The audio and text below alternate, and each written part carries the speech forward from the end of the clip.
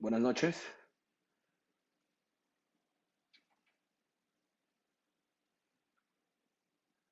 Buenas noches. Quisiera saber si ya me escuchan para continuar.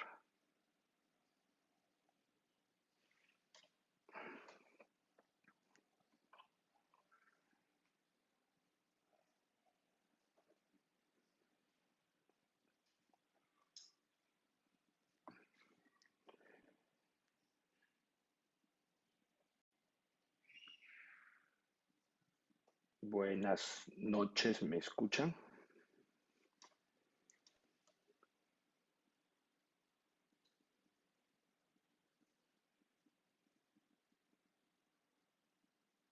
Ok, listo. Bueno, señores, soy Juan Carlos Perea, soy abogado en libre ejercicio, netamente en temas penales y temas constitucionales específicamente. Lo que en sus países o en el mío es protección de derechos constitucionales y específicamente la protección del derecho a la libertad. Ese es mi ámbito de ejercicio profesional. Me dedico un poco a la academia, es decir, investigo. Soy un poco curioso de lo que pasa en el derecho, lo que pasa en el mundo sobre el derecho, para tratar de aplicarlo o hacer entender o ver las posibilidades de aplicabilidad en mi país. De igual forma, soy abogado socio fundador de Justitia Ecuador y de Buffet Perea y Asociados, dos estudios jurídicos que son socios para llevar a cabo protección de derechos. Específicamente, es muy importante tener en cuenta el perfil que tengo para que ustedes puedan debatir y poder rebatir después del video sobre el tema que voy a exponer. Mi tema prácticamente es el testimonio del coprocesado o coacusado, dependiendo de las legislaciones, o coimputado en otras legislaciones.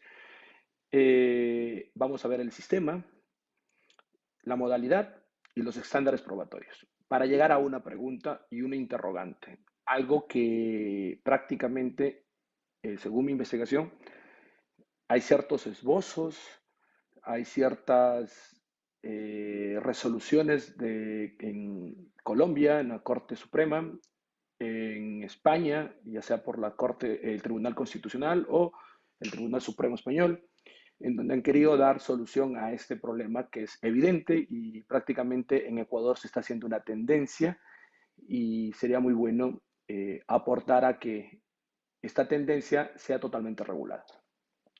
Toda la exposición va a estar encaminada a una sola finalidad, que es qué debemos observar del testimonio o de la voz del coprocesado para saber si le damos valor positivo o valor negativo dentro del juicio que vaya a resolver el Tribunal de Garantías Penales.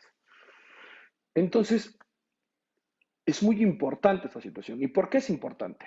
Expliquemos por qué es necesario saber con anticipación qué es lo que se le debe tomar en cuenta al coprocesado para saber si le damos valor positivo o valor negativo a su voz.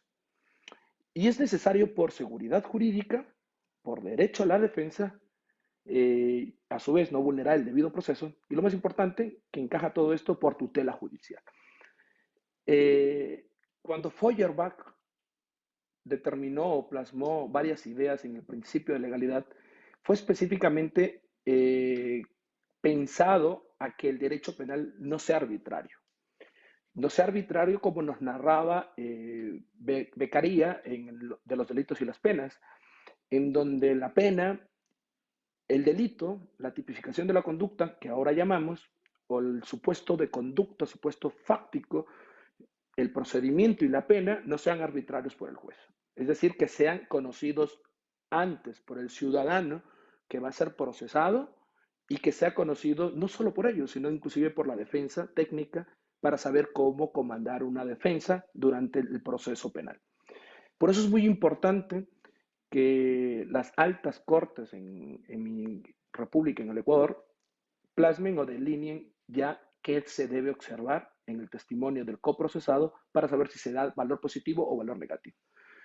Como lo decía, es muy importante por la tutela judicial, por el derecho a la defensa, seguridad jurídica, ya que depende de esa línea jurisprudencial o al menos de esos precedentes para que la defensa técnica, al conversar y al tener el contacto con el cliente, con el imputado, sospechoso, dependiendo de la fase en la que lo contraten al abogado, ya sepa entablar una teoría del caso y a su vez sepa construirla durante todo el proceso penal. Porque resulta que lo que vaya a decir a través de su voz el coprocesado en audiencia de juzgamiento, que es el único momento en donde se evacúa prueba, no debe ser improvisado. Debe ser debidamente actuado y debe ser debidamente estructurado y manejado durante todo el proceso. La pregunta es, en el Ecuador al menos, Chile tiene algo, eh, Colombia tiene al menos resoluciones de su corte, en España igual. Los abogados a través de esto ya sabemos cómo actuar cuando nuestro cliente en la conversación, cliente-abogado, en la primera conversación, que es la más importante de la práctica penal, en donde construimos, gracias a esos conocimientos, a esos hechos contados, construimos nuestra teoría del caso, eh, sabemos qué hacer y qué no hacer para que la voz de nuestro defendido, que fue contada en ese instante, tenga valor probatorio o sea aceptada por el Tribunal de Garantías Penales. Muchas de las veces nos reunimos con nuestros clientes y nuestros clientes nos dicen, sí, en realidad yo sí cometí el delito, pero vea, yo me di cuenta después, a mí me engañaron, o mire, en realidad yo solo dejé pasar y ellos hicieron todo, o en realidad yo no tengo nada que ver. En sí pueden haber varias hipótesis, las cuales yo las he denominado, y es muy importante tomar en cuenta esto, las cuales yo las he denominado eh, con un nombre un poco técnico para poderlas entender fácticamente. Es posible que haya ausencia de responsabilidad conjunta en una tesis, que haya autorresponsabilidad individual en otra tesis, que haya autorresponsabilidad conjunta en una tercera tesis y una cuarta tesis que tiene varias variantes, que haya ausencia de responsabilidad individual con variantes ordinarias y extraordinarias, como desplazamiento de responsabilidad ordinaria, en donde prácticamente el coprocesado dice todos fueron menos yo, o desplazamiento de responsabilidad extraordinaria, en donde dicen casi todos fueron menos nosotros. Entonces todo esto hay que tener en cuenta porque sobre cada de estas hipótesis la corte o las cortes deben pensar en cómo corroborar periféricamente sus testimonios y qué observar en esa voz para saber si se le da valor positivo o valor negativo. Eh, Tengo entendido que esto también observan personas que no son profesionales, que son estudiantes, que considero que es un conocimiento básico de que hablamos de coprocesado cuando existen más de dos procesados o coimputado cuando existen igual más de dos procesados. En Ecuador ya se dejó de utilizar la palabra imputado eh, desde la reforma del 2009, en donde ya se habla de procesado. Acá podemos hablar solo de sospechoso, que es una investigación previa, y procesado, que es desde que se inicia la formulación de cargos hasta que acaba el proceso penal, aunque este variante de procesado puede tener una variante de acusado también, que es en juicio y condenado en apelación y casación. Entonces tiene que haber dos o más. Puede haber un tres, pueden haber cuatro, pueden haber cinco coprocesados. Entonces, ¿qué es lo que el tribunal debe observar en ellos? Primero, lo que debe hacer el tribunal es identificar desde la voz, porque es la única forma, porque el tribunal no conoce el juicio, o si sus abogados son muy técnicos y muy estratégicos, desde el alegato de apertura ya sabrán determinar y hacer notar al tribunal cuál es su tesis y su estrategia en el juicio, para que el tribunal ya desde allí note cuál de estas tesis, en caso de que dé voz el coprocesado, van a acogerse. lo había dicho. Ausencia de responsabilidad conjunta es ninguno de nosotros tenemos nada que ver, dos o más. Autorresponsabilidad individual es yo, A, tengo que ver, B, no, y C tampoco. Eh, la tercera es autorresponsabilidad conjunta, A, B y C, todos tenemos que ver. Y la otra es ausencia de responsabilidad individual. Yo no tengo que ver, con dos variantes, ordinaria y extraordinaria. Yo no tengo que ver, todos tienen que ver, desplazamiento de responsabilidad ordinaria o desplazamiento de responsabilidad extraordinaria, que es A y B no tenemos que ver, pero C sí. Entonces esas cosas tienen que resolverse, porque es la única forma de tener un derecho a la defensa bastante o altamente sofisticado y altamente técnico, y en donde no haya nada o no haya nada arbitrario o darles posibilidad a que se resuelva de manera arbitraria. Ahora, la pregunta es, ¿hablamos de sistemas de valoración probatoria o hablamos de valoración probatoria? Entrando un poco ya fuera de las hipótesis, un poco ya a materia, considero que todos los códigos latinoamericanos son acusatorios, ya nos hemos alejado del proceso inquisitivo, todos tenemos ciertas similitudes, algunos con ciertas normas más claras, otros con ciertas normas más oscuras, pero todos eh, estamos, creo yo, ya en un sistema de libre valoración. Hay que recordar que antes, o bueno, doctrinariamente podríamos decir que existen dos sistemas de valoración, que es la prueba legal o tasada, que es uno, y el sistema de la libre valoración. La pregunta es, ¿cómo nos damos cuenta en nuestros países, o en Ecuador específicamente, por cuál de estos dos sistemas estamos? Habrá mucha gente que diga la prueba tasada no la tenemos, porque es de antaño y ya la superamos, pero déjenme decirle que en cierta forma se aplica ciertas causas o ciertas fórmulas de prueba tasada, lo cual es totalmente arbitrario y es una ausencia de norma lo que le permite al juzgador tener esta libertad de aplicar esto. Ya hablaremos más adelante. Resulta que si analizamos el sistema jurídico penal, la Constitución, los pactos internacionales, los tratados internacionales o los instrumentos internacionales, el Código Orgánico Integral Penal, respecto de la prueba, lo único que podemos decir que tenemos es una fórmula que es el más allá de toda duda razonable, que esa fórmula no nos ayuda en nada para saber cómo aplicar desde el tronco, porque esa fórmula puede ser aplicada en diferentes estadios, dependiendo el conocimiento del juzgador.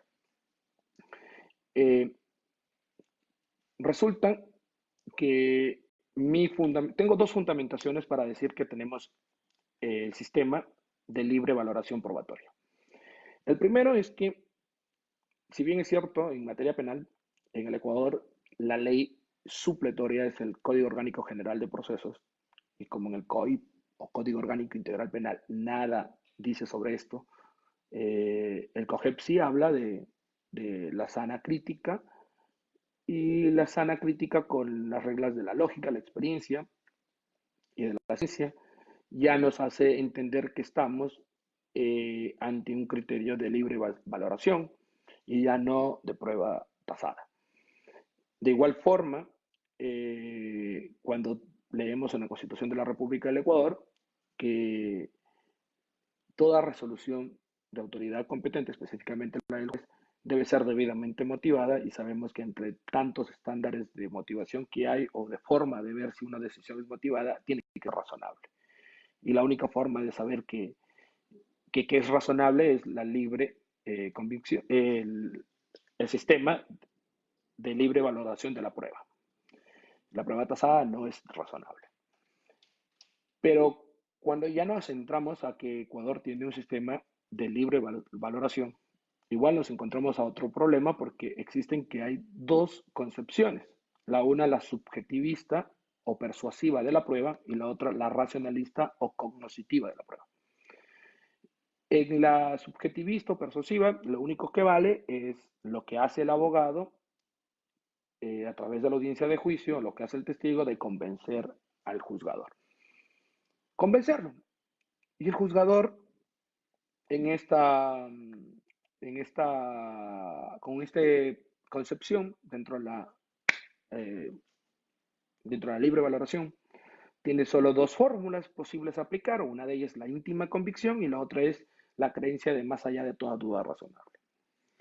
Pero ninguna de ellas debe motivar o fundamentar de por qué su decisión es A y no es B, o por qué su decisión es C y no es ni A ni es B. Aquí no, aquí solo lo hace por su espíritu propio, por su interpretación personal.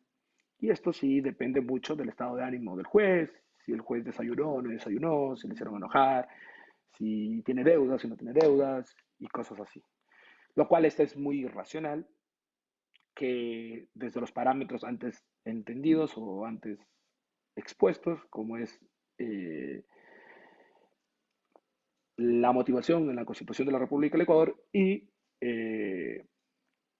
la sana crítica, no es posible aplicar o no es posible que estemos bajo un sistema subjetivista.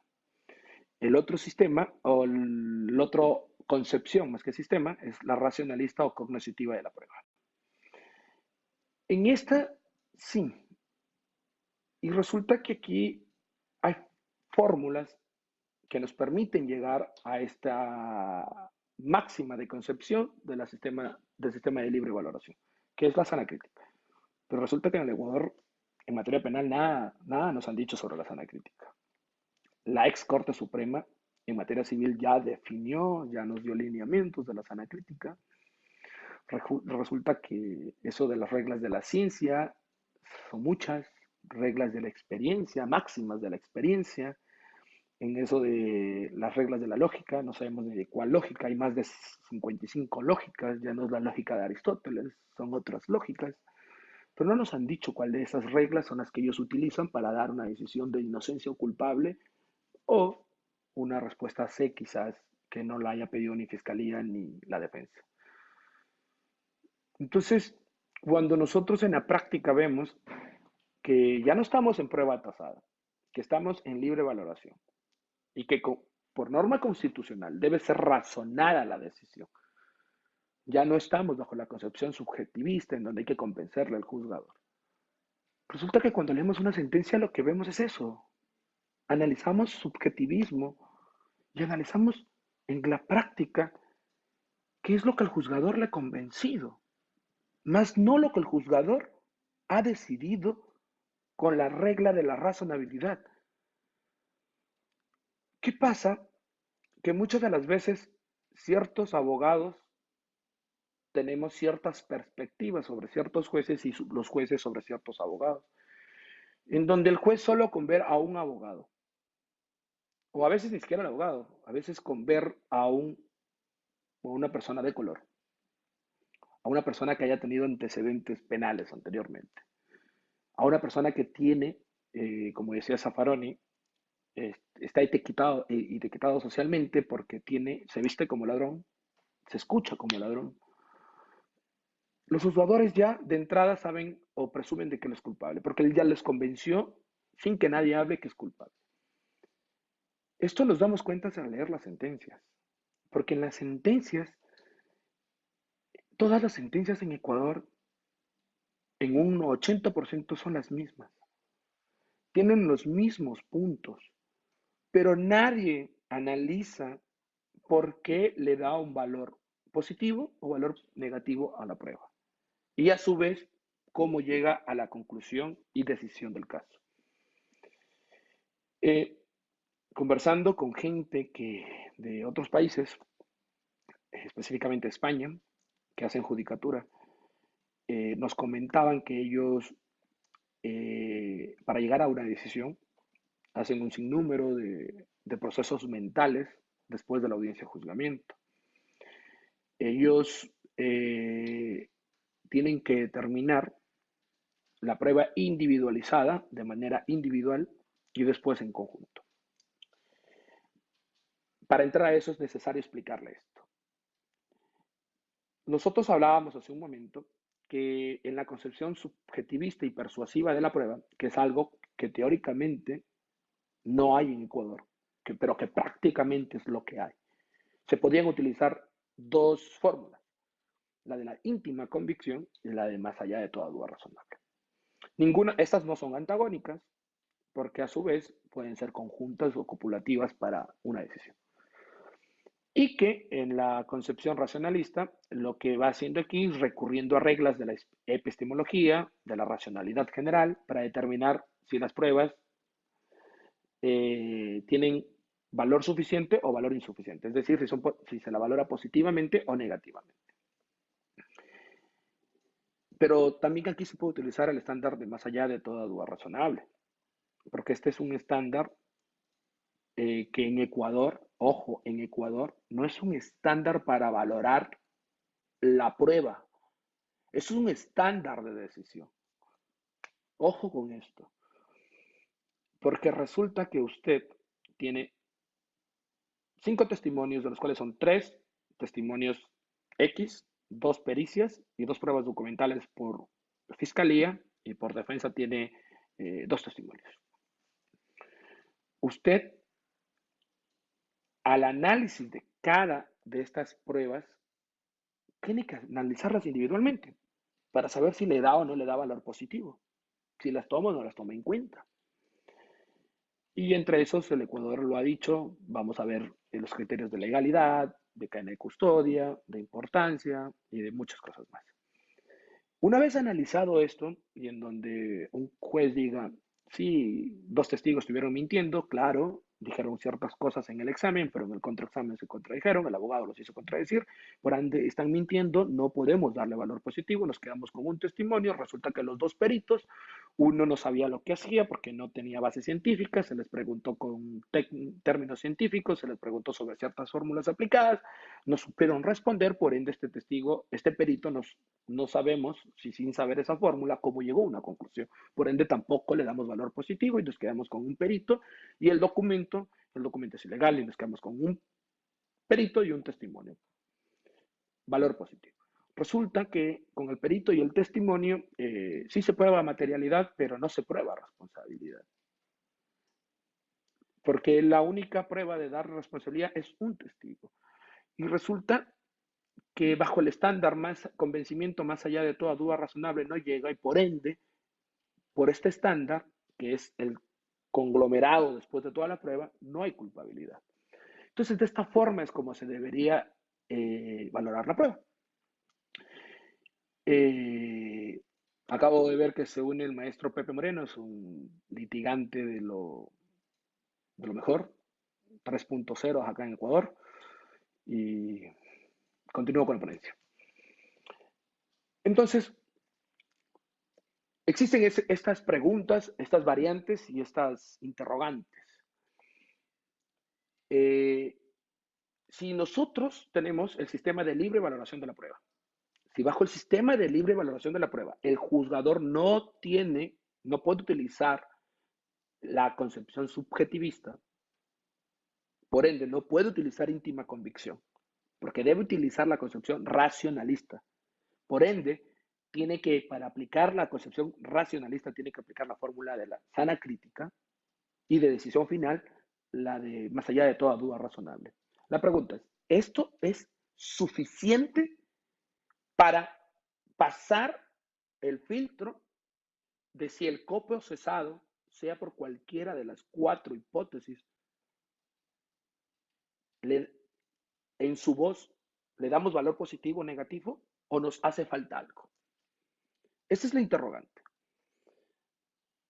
Es decir, hay 4 casos diferentes. En todos los 4 casos, para hacerlo muy sencillo, solo un procesado habla. Solo un procesado. Todos los demás se cogen al silencio. Y el que habla en el caso 1 dice, ninguno de nosotros tenemos la responsabilidad.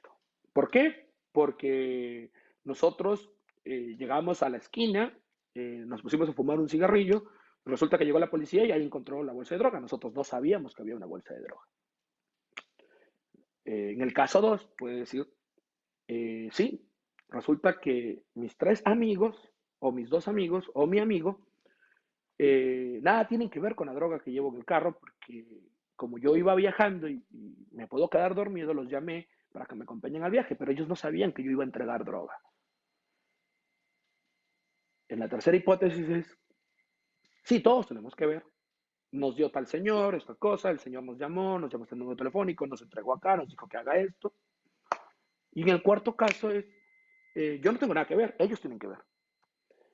Resulta que esa voz del coprocesado, ¿cómo le doy valor positivo solo con la sana crítica?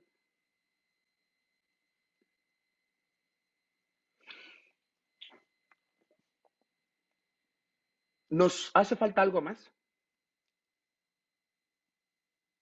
¿Es suficiente la sana crítica para darle valor al testimonio del coprocesado?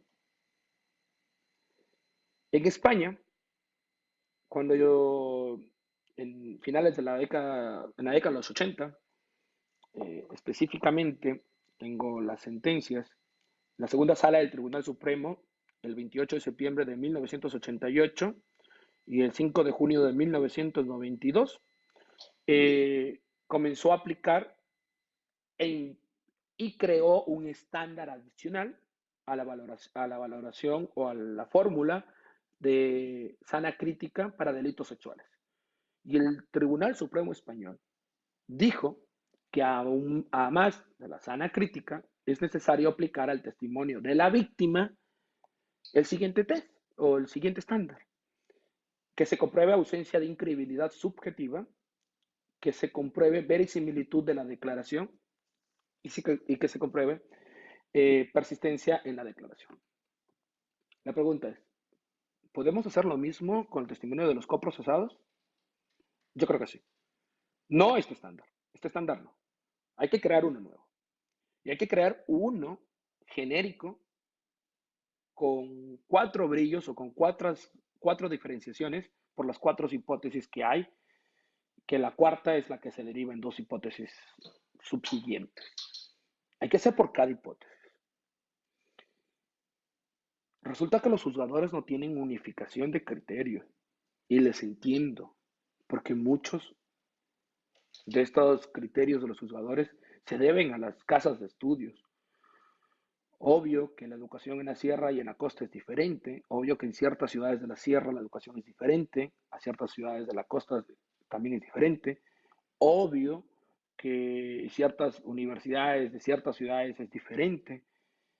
¿Por qué? Porque resulta que hay profesores que se educan a nivel nacional, hay profesores locales, a veces a nivel nacional, y hay profesores que se van por América Latina, se van por el mundo, Europa, y entienden y traen lo que allá sucedió años atrás, lo traen a aplicar acá. Y es obvio que si tienes de profesor, un juez en un máster tiene de profesor a profesores que conocen el mundo europeo, obvio que ese juzgador va a saber aplicar lo que allá ya lo hicieron en la década de los 80, la década de los 70, y cosas así. Entonces tiene mucho que ver el estudio. Y se entiende por eso de que los jueces en ciertas ciudades tengan ciertas posiciones. Por ejemplo, yo litigo a nivel nacional. Cuando voy a Riobamba, me da hasta chiste saber que si yo no he enunciado ciertos documentos para usarlos como contradicción o refrescar memoria del testigo, no puedo usarlos, tenía que haberlos enunciado. Mientras que en Santo Domingo, en Quito, no es así. Entonces, cada juzgador tiene su forma de ver.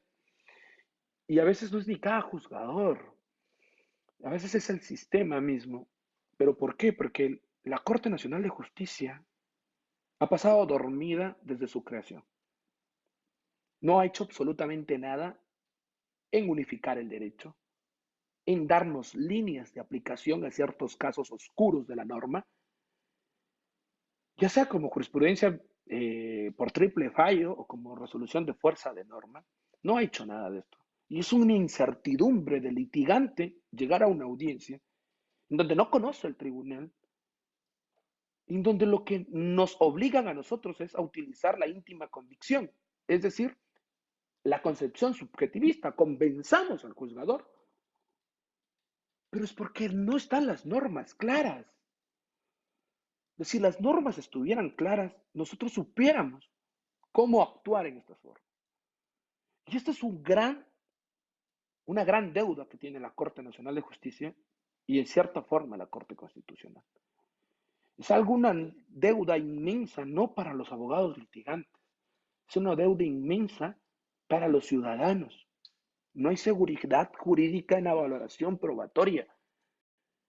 Usted lee una sentencia y usted no sabe qué regla de la lógica, ni qué regla de la experiencia, ni qué regla de la ciencia es la que aplicó para decir que ese testimonio vale o para decir que no vale. Porque resulta que en muchos casos, y no sé si en América Latina suceda, y espero leer sus comentarios, resulta que en muchos casos los juzgadores ni siquiera resuelven todas las premisas planteadas por la defensa. Ante esta situación, es claro, y entrándonos un poco más al tema, que es necesario agregar o crear una fórmula adicional solo para valorar el testimonio del coprocesado. No es posible que sea improvisado, no es posible que haya un sinnúmero de cosas. Les comento, esto es, este es el tema, o sobre este tema es lo que voy a investigar en una tesis de un máster que estoy realizando en Ecuador. Y sí me han venido varias ideas en la investigación. Y esta es una ponencia de las que espero realizar muchas sobre este tema, porque es la única forma de compartir con ustedes, hermanos latinoamericanos, para que de esa forma ustedes me puedan ayudar también con información. Pero creo que he leído algo como para venir a exponerle estas situaciones acá. Yo considero en primer lugar que la prueba debe seguir teniendo los estándares o los principios básicos de toda prueba. Considero que la prueba, desde su producción, debe ser debidamente anunciada. Es decir, yo considero que la única forma de evitar improvisación en audiencia de juzgamiento y a su vez evitar posibles vulneraciones del derecho a la defensa a la víctima es que debe estar anunciado. Obvio, Fiscalía no puede pedir el testimonio de un coprocesado o de todos los coprocesados, obvio, porque atenta contra el estado de inocencia, atenta contra el derecho al silencio y autoincriminación y un sinnúmero de cosas más, que es un tema muy importante también que se debería hablar. Pero si yo soy el abogado defensor de de un coprocesado que me ha dicho desde la primera entrevista, después de la calificación de la flagrancia o formulación de cargo, o desde la investigación previa, señor abogado, yo sí sé quién hizo el delito, yo solo presté el carro, me dijeron que iban a hacer una vuelta y me iban a dar $100. Yo no sé qué iban a matar, yo no sé a quién iban a robar y a quién iban a matar. Entonces, si ya te lo cuentas desde un inicio, tú ya sabes. Y si la corte hubiese dicho, o cómo sería tratado en ciertas tesis el testimonio del coprocesado, tú ya sabrías qué hacer en la instrucción fiscal para llegar y probar lo que la corte ha dicho y a su vez darle valor positivo a tu testimonio. Pero como no lo ha dicho, es obvio que tú tratas de buscar la forma de probar tu tesis, tu teoría del caso, y tienes que anunciarlo. Obvio, señor juez, en defensa del ciudadano XYZ, llamo a rendir testimonio a estas personas y también el testimonio de XYZ. O sea, debe estar anunciado. No podemos permitir que vaya a juicio y en juicio diga yo quiero dar testimonio, porque no confundamos la voz del procesado como medio de defensa material y como prueba. Entonces, el procesado tiene voz a hablar en audiencia de juicio, tiene voz, pero el tribunal no puede darle valor probatorio porque para mí el primer filtro que debe crearse es que debe ser debidamente anunciado. El segundo filtro Y hay un gran debate aquí, ¿no? Si debe ser jurado, no debe ser jurado, porque resulta que ser jurado sería un falso testimonio y cosas así, ¿no? Ese filtro, en realidad, no lo pienso tomar porque es una batalla filosófica, de hecho, pero el siguiente filtro debe ser contraexaminado. Si no permite su contraexamen, no es prueba. Así él esté diciendo la verdad. Entonces, señores, con esos dos filtros ya tenemos al menos requisitos de procedibilidad para saber que la voz del procesado al menos tiene expectativas de ser prueba. Hay un autor bastante importante, hay un autor bastante importante eh, español, es el, el señor Manuel Miranda Strampes, y él sus libros, en sus ponencias escritas, habla mucho sobre el valor probatorio de la declaración del coimputado y el estándar de corroboración. Y es algo que yo también lo acojo y sugiero que se debería analizar, es respecto de la credibilidad subjetiva. Es decir, que en la declaración se exija que concurran móviles, que no concurran móviles espurios, como es odio personal, venganza, resentimiento, obediencia a una tercera persona, un soborno policial, una promesa de trato policial más favorable. Es decir, esto no debe existir, porque si esto existe, claramente no podemos darle una credibilidad subjetiva al testimonio.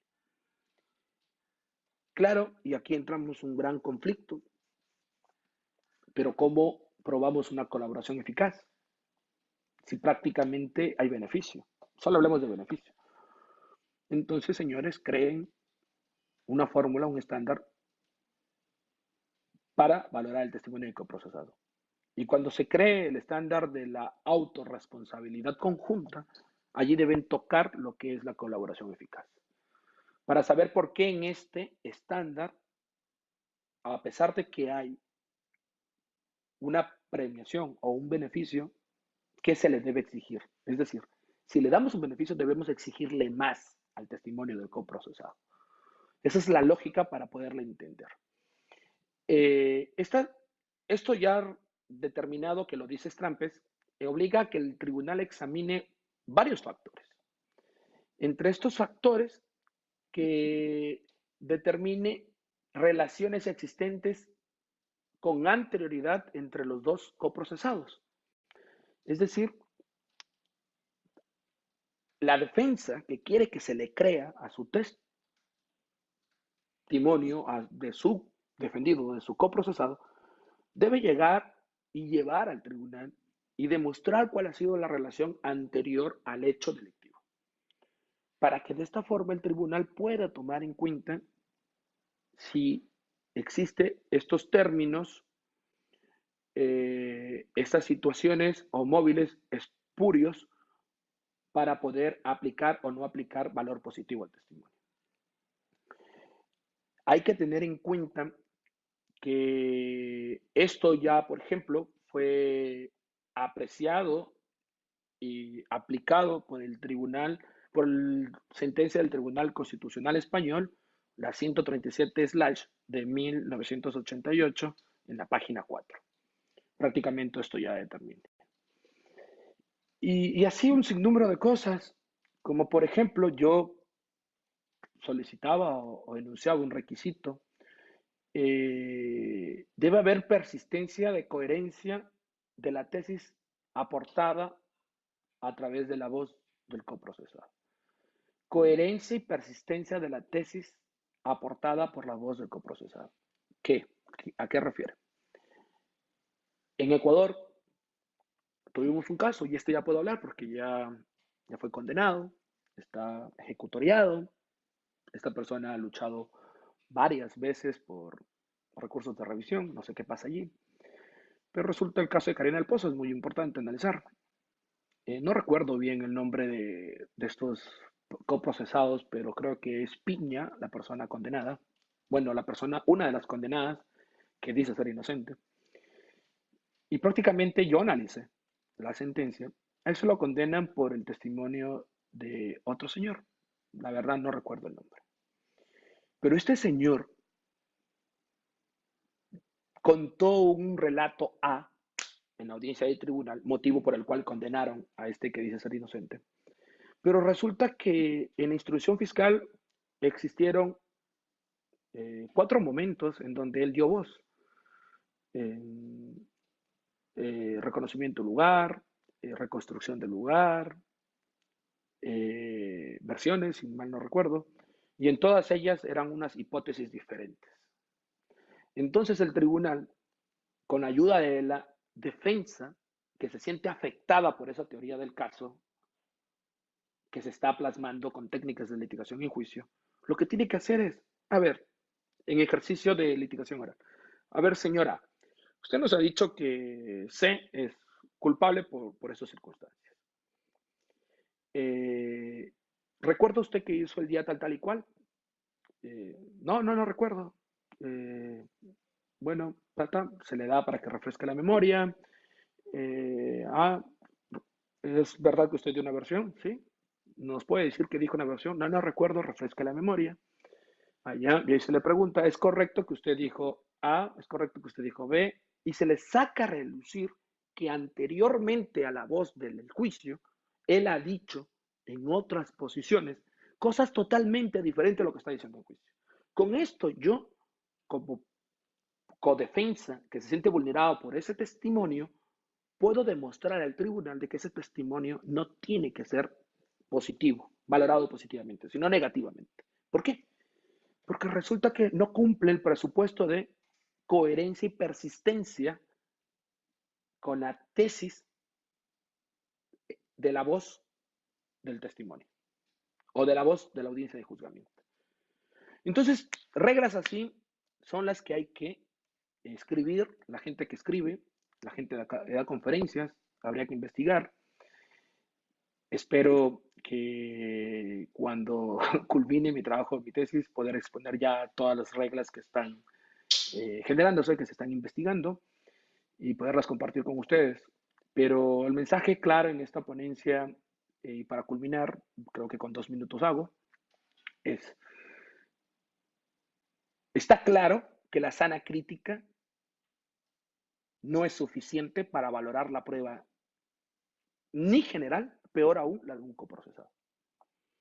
Ya lo decía Jordi Jordi Ferrer, que entre las máximas de las experiencias, que es reglas para aplicar la sana crítica, está la que si un procesado no responde una pregunta, no se le debe creer porque está pensando en mentir y cosas así. Porque las reglas de las máximas de la experiencia es lo que tú generas conocimiento a través de la experiencia. Y resulta que en España una vez contaba, que una persona que ante una pregunta se desmayó. Y el juez había dicho y condenó diciendo de que si se desmayó es porque le causó un shock y porque en realidad es culpable. Y él demostró científicamente que si se desmayó es porque no había desayunado y porque en el centro carcelario no había alimentación adecuada. Entonces, la valoración de la prueba tiene que ser más científica y para eso hay que analizar filosofía del derecho. No podemos dejar que arbitrariamente nos sentencien, den valor positivo o negativo a la prueba aportada. Tenemos que exigir que sea totalmente objetiva, totalmente racional. Entonces, la sana crítica ya no es suficiente. Al menos en la valoración de la prueba del coprocesado no lo es. Es necesario que el tribunal, que la sala de lo penal de la Corte Nacional de Justicia cree estándares para las hipótesis provenientes del testimonio del coprocesado. Y que esos estándares nos publiquen y nos digan, señores abogados, aquí están, que es la única forma de ejercer una defensa técnica adecuada cuando conversemos con nuestros clientes y asumamos una posición. Porque prácticamente nos dejan en el limbo. Nos dejan a íntima convicción, a convencer al juez. Hay que convencerlo para que nos dé la razón. Y de eso no se trata. El juez, aunque no esté convencido, si no pasa los estándares objetivos, debe dar el resultado que los mismos determinen. Les guste o no les guste, esto debe ser así. Eso es un derecho democrático y la motivación es un principio democrático que permite este tipo de cosas. Señores, tomado en cuenta de que la sana crítica no es suficiente, invito a ustedes a que en el tema del testimonio del coprocesado podamos analizar reglas de procedibilidad y de procedimiento para saber cómo y cuándo dar valor positivo a la voz del coprocesado. Es un trabajo que estoy haciendo, espero que pronto se termine y poderles ventilar ante ustedes, pero es algo que si nosotros, los que escribimos o los que litigamos, no lo ponemos en práctica, jamás los señores de arriba de la Corte Nacional o las Cortes Supremas de sus países se enterarán y jamás ellos podrán resolver este problema que los abogados que litigamos día a día lo sentimos. Señores, espero y haya sido un gusto muy fructífero para ustedes esta ponencia, para mí sí lo es. Agradezco a Latin Juris, agradezco a Damián Armijos, agradezco a toda la gente de Ecuador que está observando el video o que va a observarlo posteriormente. Agradezco a todos los amigos latinoamericanos, agradezco a la organización y este servidor estará compartiendo con ustedes cuantas veces ustedes así lo necesiten. Muchas gracias, buenas noches y quédate en casa.